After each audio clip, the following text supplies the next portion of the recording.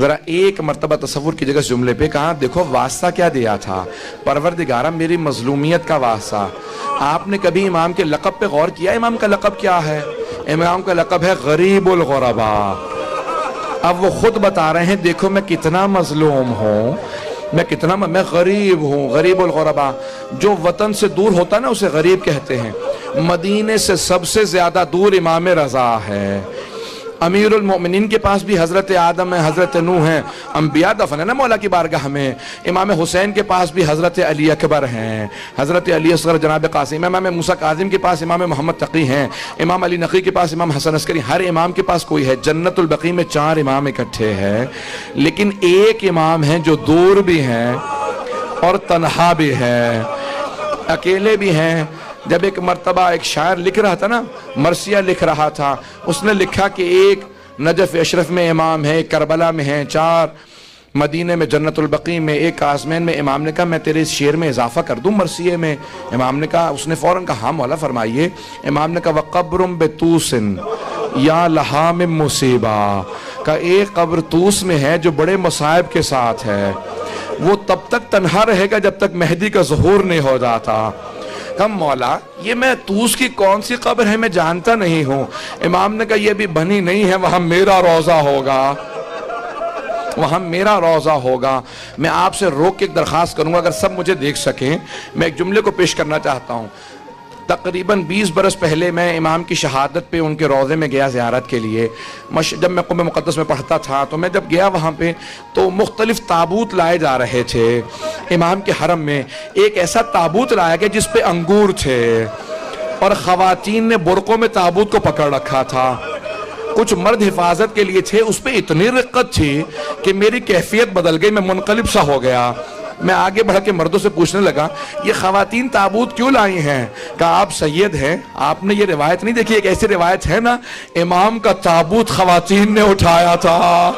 بھئی امام کے سارے بھائی مدینے میں، ایک بیٹا مدینے میں، کہ امام سے زیادہ مظلومیت کسی کی نہیں۔ جو شیعہ خواتین تھی وہ ایک مرتبہ تابوت لے کے چلی۔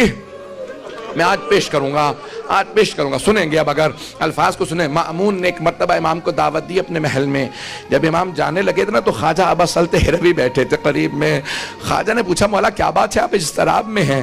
کہا خواجہ اب اگر میں آؤں نا اور میرے چہرے پہ رومال ہو تو سمجھ لینا مجھے زہر دے دیا گیا ہے۔ میں اگر خون کی قے کر رہا ہوں گا تو رومال رکھ کے آؤں گا، مجھ سے کلام نہ کرنا۔ اس وقت میرے سینے میں بہت تکلیف ہوگی، میرا کلیجہ کٹ رہا ہوگا۔ کہا مولا آپ کی کیا کیفیت ہوگی؟ کہا بھی مجھے زہر دینے والا ہے۔ کہا مولا آپ کی وصیت کیا ہے؟ غسل و کفن کون کرے؟ کہا معصوم کا غسل و کفن صرف معصوم کر سکتا ہے۔ کہا مولا لیکن آپ کا بیٹا تو محمد تقی علیہ السلام مدینے میں ہے۔ امام نے کہا کہ نہیں وہ حجت خدا ہے، یہاں پہ میری شہادت ہوگی وہاں میرا بیٹا آ جائے گا۔ جب میرا بیٹا آئے نا تو کہنا باپ نے بہت یاد کیا تھا۔ خواجہ ابا سلط ہروی رونے لگے، آنکھوں میں آنسو آئے۔ کہا مولا آپ کے صاحبزادے آئیں گے؟ کہا میرا بیٹا آئے گا، اسے میرا سلام کہہ دینا، کہنا باپ نے بہت یاد کیا۔ میں ایک روک کے آپ کو بات کہوں، ایک روک کی جملہ کہوں گا۔ ہر باپ کو حسرت ہوتی ہے جب میرا آخری وقت ہو نا، میرا سر میرے بیٹے کے زانوں پہ ہو، میرا بیٹا مجھے پیار کر رہا ہو، میں دنیا سے جاؤں۔ اب میں 2 اماموں کی کیفیت پیش کروں۔ ایک امام حسین ابن علی ہے، جناب سیدہ کا برقع ہے، حسین ابن علی کا سر ہے، شمر کا خنجر ہے، بی بی کے دونوں ہاتھ گردن پہ ہیں۔ اور جب سارے انبیاء کہہ رہے تھے نا یا رسول خدا اب ہم نہیں دیکھ سکتے، اب میں نہیں دیکھ سکتا، تو ایک مرتبہ خود رسول خدا نے کہا یا علی اب آپ جانے اور حسین جانے۔ ایک روایت میں ہے کہ خود علی مرتضیٰ نے کہا زہرا اب آپ جانے اور حسین جانے۔ جناب سیدہ نے کہا پروردگارہ تو گواہ رہنا، انبیاء نے رخ موڑ لیا لیکن میں دیکھ رہی تھی جب میرے بیٹے پہ خنجر چلا۔ اجرکم اللہ، اجرکم اللہ۔ بس بھئی 2 امام ایسے ہیں جن کی کیفیت بڑی عجیب و غریب ہے۔ اجرکم اللہ۔ بس بھئی امام گئے، مامون نے امام کو زہر دیا۔ امام نے کہا کہ باز آ جا، اپنے لیے جہنم نہ خرید، میں حجت وقت ہوں۔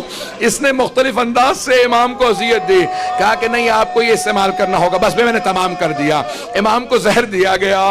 بھئی عجیب و غریب آج کیفیت ہے، مشہد مقدس میں دل تڑپ رہے ہوں گے، آج امام زمانہ مشہد میں استقبال کر رہے ہوں گے نا، آج سارے امام جا رہے ہوں گے امام رضا کا پرسہ دینے امام زمانہ کو، آج جناب سیدہ مشہد میں کھڑی ہے۔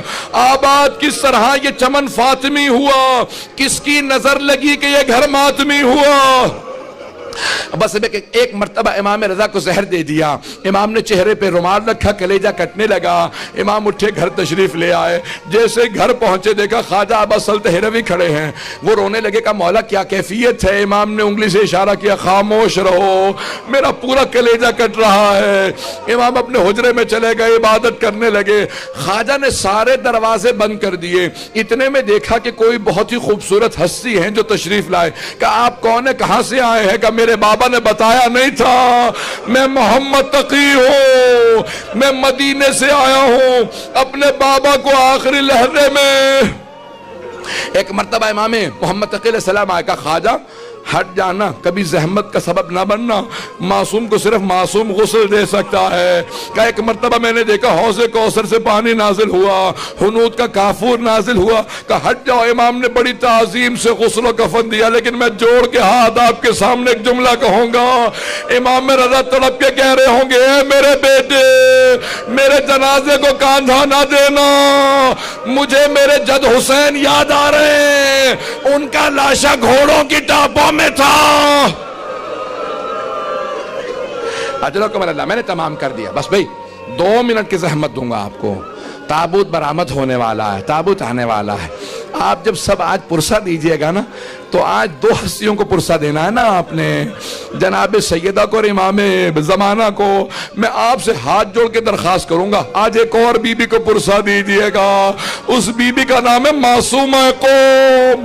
وہ بی بی مدینے سے چلی بڑی حسرتیں لے کے، مجھے بھائی سے ملنا ہے۔ بی بی آپ بھی جناب زینب کی طرح بھائی کی محبت میں سفر کر رہی ہیں، لیکن جب بی بی قم پہنچی تو بھائی کی زیارت نہ کر سکی، امام کی شہادت ہو چکی تھی۔ آخری جملہ سن لیجئے، بڑی تعظیم سے ایک مرتبہ تابوت چلا امام رضا علیہ السلام کا، وہاں مشہد میں مامون پہلے پہنچ گیا، کہا کہ میں جنازہ پڑھاؤں گا۔ خواجہ نے کہا خبردار آگے نہ بڑھنا، محمد تقی جنازہ پڑھا چکے۔ کہا وہ کیسے آ گئے تھے؟ کہا تیرا مطلب نہیں ہے، کہا خبردار پیچھے ہٹ جا۔ جب قبر کو تیار کیا تو ایک مرتبہ پھاوڑا زمین پہ مارا، قبر پہلے سے تیار تھی جہاں پہ آج روضہ ہے۔ کہا امام رضا اپنی شہادت کے بعد بھی معجزات دکھا رہے ہیں، کہ پوری قبر تیار تھی جیسے مستحبات ہیں، کہ یہاں پہ کس طرح سے اتنا اہتمام کیا گیا۔ امام محمد تقی علیہ السلام نے دوبارہ کہا خواجہ میرے بابا کا لاشا دے دو۔ ایک مرتبہ لاشا ہاتھوں پہ رکھا، امام رضا کے بڑی تعظیم سے امام محمد تقی نے قبر مطہر میں رکھا۔ لیکن میں کہوں گا مولا ہے امام محمد تقی، ذرا کربلا میں آ کے دیکھے، امام سجاد اپنے بابا کے اعضاء کو جمع کر رہے ہیں۔ جب بنی اسد نے پوچھا کیا کر رہے ہیں، کہ جب گھوڑے دوڑائے گئے میرے بابا کی اعضاء پھیل گئے۔ ماتم حسین